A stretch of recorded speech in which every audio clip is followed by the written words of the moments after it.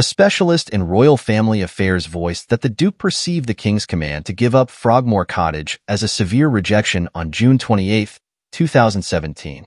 After nearly 6 months of receiving their eviction notice, the Sussexes returned the keys to Frogmore Cottage to the King, soon after spending £2.4 million on renovating their Windsor home.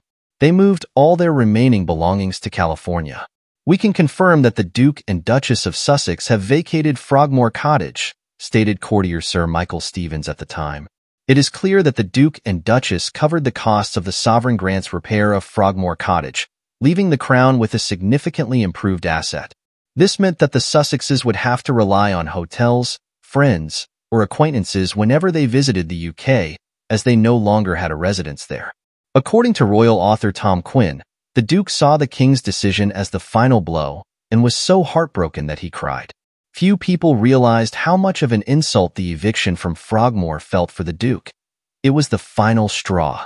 The Mirror reported that the Duke was absolutely furious and in tears about being evicted from Frogmore, feeling that his father had no right to do it and that it was purely vindictive.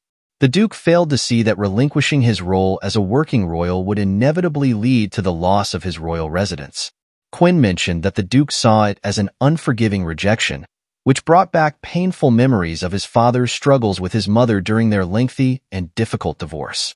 Whenever the King asserts his authority, it seems unfair to the Duke, who believes that after everything that has happened to him, he should always get what he wants, whether it be security funded by British taxpayers or a luxurious UK home. For many, the Duke appears to be a privileged individual acting like a spoiled child, but he views himself as the perpetual victim. In his autobiography, Spare, the Duke stated that he and the Duchess were evicted from the cottage following their decision to leave the royal family, as the King had requested. Initially, he and his wife considered it their forever home when the late Queen gifted it to them. And that's it for our video. I'd love to hear your thoughts in the comments. Thanks, and see you in the next video.